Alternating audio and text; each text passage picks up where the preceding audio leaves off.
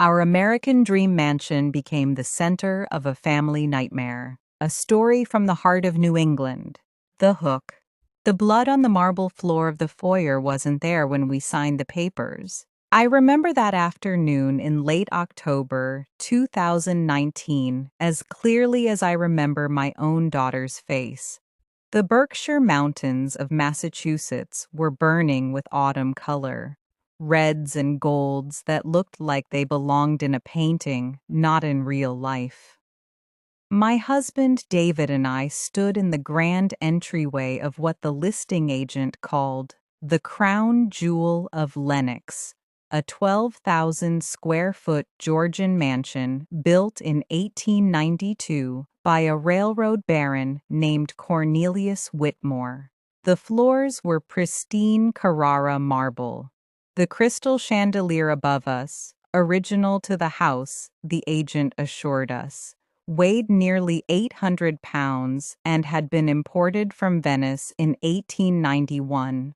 The winding staircase with its mahogany banister looked like something out of Gone with the Wind. David squeezed my hand. I could feel his pulse racing through his palm.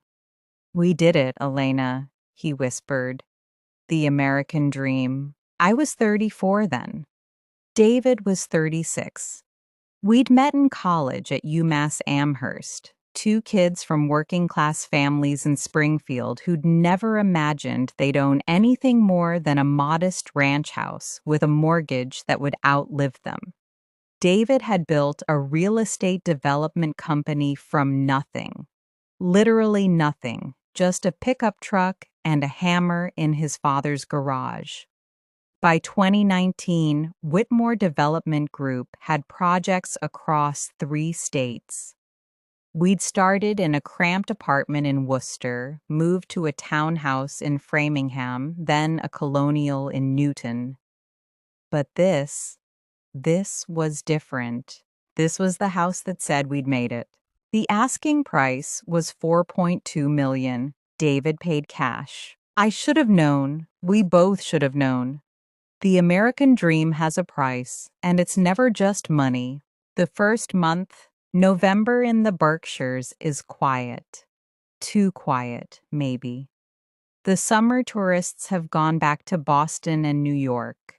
The Tanglewood Music Festival has packed up. The leaves have fallen, and the mountains look like skeletons against gray skies. It's a beautiful kind of loneliness, the kind that poets write about and normal people find slightly unsettling. Our daughter Sophie was 8 then, a bright, fearless kid who'd inherited David's stubbornness and my tendency to ask too many questions. She loved the house immediately, the hidden passages behind the library bookshelves, the third-floor ballroom that hadn't been used since the 1950s, the carriage house out back that we'd planned to convert into a guest cottage. "Mom, can I have the tower room?" she'd asked on our first night, her eyes wide as she stared up at the octagonal turret that rose above the east wing. "Sure, Peanut, but it's going to need a lot of work." "I don't care. It feels like a princess castle." David laughed and swung her up onto his shoulders. "You are a princess, Soph. This whole place is your castle." That first month felt like a honeymoon. We spent Thanksgiving there, just the 3 of us, roasting a turkey in the original hearth kitchen while snow fell softly outside the 12-foot windows.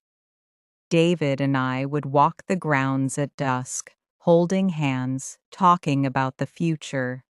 We'd fill the place with children. We'd host charity galas. We'd grow old watching the seasons change over those ancient mountains. I'd found a leather-bound journal in the library, left behind by one of the previous owners, a woman named Margaret Whitmore, Cornelius's granddaughter, who'd lived in the house until her death in 1978. Her handwriting was elegant, spidery, filled with observations about garden parties and society weddings. But there were darker entries, too, ones that made me pause. October 14th, 1963. The voices in the walls won't stop. Father says I'm imagining things, but I know what I hear. Someone is crying in the East Wing. No one believes me. I'd shown it to David. He'd laughed it off. Old houses make noise, Elena. It's just the pipes. But I kept reading, and I kept hearing things too. The night everything changed. It was December 12th. I remember because it was David's birthday, and I'd planned a surprise dinner with his business partner Marcus Chen and Marcus's wife Jennifer. They were driving up from Hartford. The snow had started around 4 in the afternoon, light at first, then heavier, the kind of New England blizzard that makes you glad you have a generator and a cellar full of firewood. David was in his study on the first floor, going over projections for a new project in Albany. Sophie was upstairs in her tower room, supposedly doing homework, but probably reading one of those graphic novels she loved. I was in the kitchen, prepping a beef tenderloin, when I heard the scream. It wasn't a child's scream. It was a woman's. High, piercing, filled with absolute terror. It seemed to come from everywhere at once, echoing through the ventilation system or the walls themselves. I dropped the knife. David! I ran toward the study, but he was already in the hallway, face pale. What the hell was that? Sophie! I was already moving toward the stairs, taking them 2 at a time, my heart hammering against my ribs. Her door was locked from the inside. Sophie, open the door, baby, open the door. Nothing, just silence. David shouldered it open. The wood splintered. And there she was, sitting cross-legged on her bed, headphones on, completely calm, looking at us like we were insane. What's going on? She asked, pulling one earbud out. You guys look like you saw a ghost. Sophie, did you hear that? That scream? She shook her head. I've been listening to music, didn't hear anything. David and I looked at each other. The scream had been unmistakable. It had vibrated in my bones. But our daughter sat there, innocent and confused, and I felt the first cold finger of real fear trace its way down my spine. We checked the house, every room, every closet, the basement, the attic, the carriage house. Nothing. No one. The snow was falling too hard for anyone to have come or gone without leaving tracks. The security system showed no breaches. Marcus and Jennifer arrived 2 hours later, their SUV crawling up the unplowed driveway. We didn't mention the scream. What would we have said? That our beautiful mansion was haunted? That we were losing our minds? We drank too much wine that night. David and Marcus talked business in the library while Jennifer and I sat by the fire in the drawing room, and I wanted so badly to tell her what I'd heard, what I'd read in Margaret's journal, but something stopped me. Pride, maybe. Or the fear that saying it out loud would make it real. Around midnight, Marcus found it, the blood. He'd gone to use the powder room off the main hallway and came back white as the snow outside. David, Elena, you need to see this. It was in the foyer, the same foyer where we'd stood on closing day, where David had told me we'd achieved the American dream. A puddle of blood, still wet, still glistening under the chandelier's light, right in the center of the marble floor. But that wasn't the worst part. The worst part was the footprints leading away from it, small, bare, a woman's feet, tracked in blood across the white marble, up the grand staircase, and disappearing into the darkness of the second floor. And they were already dry. The investigation. The Lenox Police Department sent 2 officers. Officer Patricia Donovan was a heavyset woman in her 50s who'd grown up in Pittsfield and seen every kind of Berkshire winter misadventure. Her partner, Officer James Reeves, was younger, eager, looking around our mansion with the wide eyes of someone who'd never been inside a house like this. They found nothing, no source for the blood, no footprints anywhere but the foyer. The K-9 unit came up empty. The state police forensic team took samples, ran them, and came back with a result that made me sit down hard on the bottom step of that grand staircase. The blood was human, female, and the DNA matched Margaret Whitmore. Margaret Whitmore, who died in 1978, whose body was buried in the family plot behind the Pittsfield Cemetery. I read that report until the words blurred. David held me while I shook. And Sophie, sweet, brave Sophie, just said, "Mom, maybe we should go stay at Grandma's for a while." But David wouldn't hear of it. "This is our home," he said, his jaw set in that way he had when he was digging in for a fight. "We didn't work our whole lives to let some prank, some trick, drive us out. There's an explanation for everything. There always is." I wanted to believe him. God, I wanted to believe him. But that night, while David slept beside me in the master bedroom with its vaulted ceiling and antique four-poster bed, I heard the crying. It came from inside the walls, just like Margaret had written. A woman's sobs, soft at first, then building, then turning into that same scream I'd heard before, and I pressed my pillow over my ears and prayed for morning. The romance that saved me. I met Dr. Samuel Sam Porter 2 weeks later. Not like that. Not at first. Sam was a professor of American history at Williams College, just 20 minutes north in Williamstown. He'd written a book about Gilded Age architecture in New England, and our mansion was featured in 3 chapters.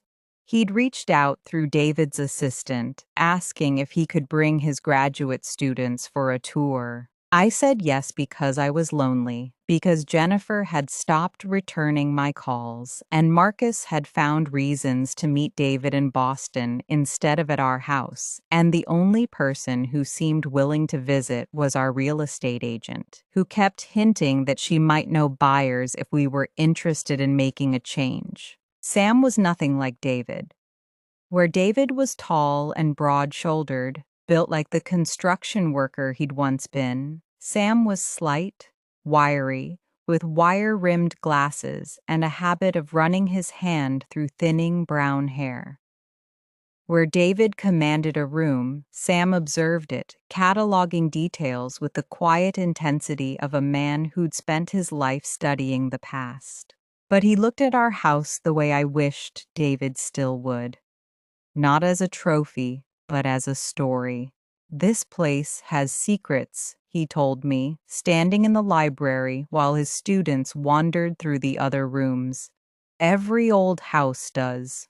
But this one—" He gestured at the built-in shelves, the coffered ceiling, the hidden door behind the false bookcase. Cornelius Whitmore didn't just build a mansion, he built a fortress. And fortresses usually guard something. "What do you mean?" Sam pulled a sheaf of photocopies from his leather satchel. "I found these in the Berkshire County archives. Letters from Cornelius to his brother, dated 1892 through 1895. He was obsessed with the occult, spiritualism. He believed he could communicate with the dead." I felt the familiar chill. Margaret mentioned voices in her journal. She thought she was going crazy. She wasn't crazy, Elena. Sam's voice was gentle, but his eyes were serious. "I think Cornelius built this house as a kind of conduit, a place where the veil between worlds was thin. And I think something went wrong, terribly wrong." He showed me the letters. Cornelius had hired a medium from Boston, a woman named Clara Devereaux, to help him contact his deceased wife. Clara had come to the house in November 1893. She'd never left. at least not alive. Her body was found in the East Wing Tower Room, Sophie's Tower Room, 3 days before Christmas. The official cause of death was accidental fall, but Cornelius's letters told a different story. He'd written that Clara had opened a door that cannot be closed, and that the house will not release her, nor she the house. Elena, Sam said, closing the folder, I don't know what you've experienced here, but I know this house has a history of tragedy. Cornelius Whitmore shot himself in the library in 1896. His son drowned in the bathtub in 1912, ruled a suicide, though he was found with his hands tied behind his back. Margaret's father fell down the main staircase in 1944 and broke his neck. Margaret herself died in a fire in the kitchen in 1978, though the autopsy showed she'd been dead before the flames reached her. I couldn't breathe. Why are you telling me this? Because you need to know what you're dealing with. And because... He hesitated, looking down at his hands. Because I can help you, if you'll let me. That was how it started. Not with attraction, but with alliance. Sam began coming to the house twice a week, bringing research, old maps, architectural drawings. He found the hidden room behind the wine cellar, a space not on any blueprint, accessible only through a narrow passage behind a false wall. Inside were symbols carved into the stone floor, candles melted into puddles of wax decades old, and a journal belonging to Clara Devereux. Her last entry, dated December 22nd, 1893, the door is open. I can see them waiting. Cornelius thinks we control them, but we don't. They were here before the house. They'll be here after. And they want what all the dead want, what was taken from them.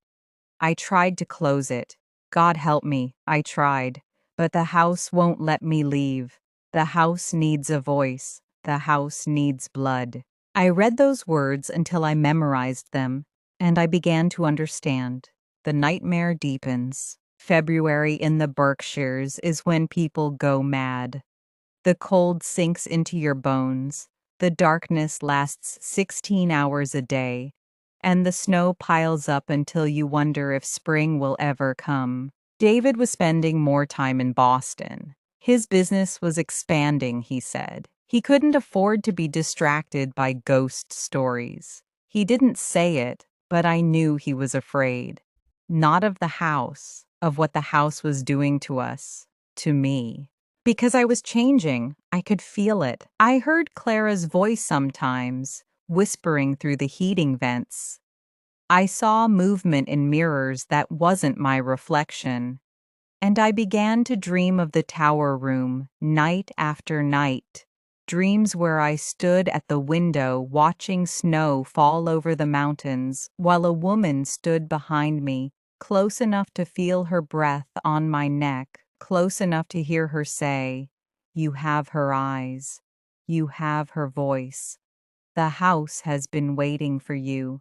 Sam noticed. Of course he noticed. He'd become my lifeline, the only person who didn't look at me like I was crazy when I described what I was experiencing.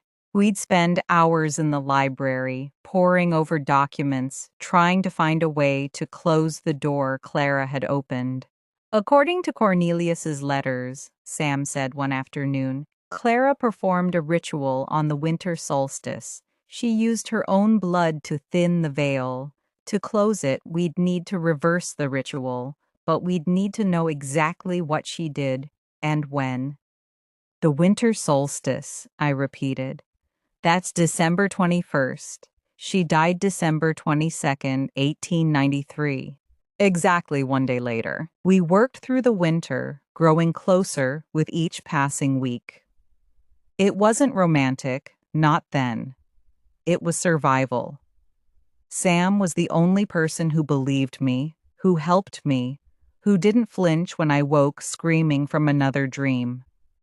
David was a stranger in his own house, sleeping in the guest room, leaving before dawn, coming back after midnight. On Valentine's Day, I found Sophie in the tower room at 3 a.m. She was sleepwalking, her eyes open but unfocused, standing at the window in her nightgown while snow piled up on the sill. When I touched her shoulder, she turned to me and spoke in a voice that wasn't hers. Low, cultured, with an accent I couldn't place. The children always come to the tower. Cornelius built it for them, but they never leave. Then she collapsed. When she woke in my arms, she remembered nothing. I called David. I told him everything, and for the first time, I heard fear in his voice. Not of the house, but for our daughter. Pack a bag, he said. Take Sophie to your mother's tonight. What about you? A pause. Then, I'll take care of this. I'll find someone who can help. A priest, a medium, someone. Just get her out of there, Elena. Please. I did. I drove Sophie to my mother's apartment in Springfield, through the snow, through the darkness, my hands shaking on the wheel. My mother took one look at my face and didn't ask questions. She just held her granddaughter and said, "Stay as long as you need." I should have stayed too, but I couldn't, because David was still in that house, alone, and something in my gut, some instinct deeper than reason, told me he was in danger. I drove back at midnight. The climax. The house was dark when I arrived. No lights in any window, just the moon on the snow, turning the world blue and silver. I found David in the library. He was sitting in Cornelius Whitmore's original leather chair, facing the fireplace, a glass of bourbon in his hand. He didn't turn when I entered. "David?" "I hired someone," he said, his voice flat. "A woman from Salem. She specializes in spiritual disturbances. She's coming tomorrow." I crossed to him, my boots loud on the hardwood. "David, look at me." He turned, and I saw that his eyes were wrong, dilated, unfocused, with a sheen of sweat on his forehead despite the cold. "David, are you okay? The house spoke to me tonight, Elena. While you were gone, it told me things." He laughed, but it was a broken sound. "It told me about Clara, about what Cornelius did to her. He didn't just kill her, Elena. He sacrificed her to keep the door open, to keep his wife's spirit here, with him. He thought he could control it. But you can't control the dead. The dead don't negotiate. David, we need to leave. Now, please." He stood up, and I saw the gun in his other hand, not pointed at me, just held loosely, like he wasn't sure how it got there. "I've been thinking about the American dream," he said. "You know what it really is? It's wanting something so badly you'll destroy yourself to get it. I wanted this house. I wanted to prove I wasn't just some kid from Springfield whose dad worked at the GM plant. I wanted to be somebody. And now?" He looked around the library, at the dark wood and the leather bindings, and the portrait of Cornelius Whitmore staring down from above the mantel. "Now I am somebody. I'm the man who bought a nightmare. David, give me the gun." He looked at it, surprised, as if noticing it for the first time. Then he handed it to me, just like that, and he collapsed into my arms, sobbing like a child, all his strength, all his pride, crumbling into dust. I held him, I don't know how long, and while I held him, I heard the footsteps on the stairs. Slow, deliberate, coming down from the second floor, then across the foyer, then stopping at the library door. The handle turned, the door opened, and Clara Devereaux stood there. I know it was her. I'd seen her photograph in Sam's research. a stern, handsome woman in her 40s with dark hair and darker eyes. But the woman in the doorway was younger, beautiful, her hair loose around her shoulders, her white dress stained with something that looked like rust, but I knew was blood. She looked at David, then at me, and she smiled.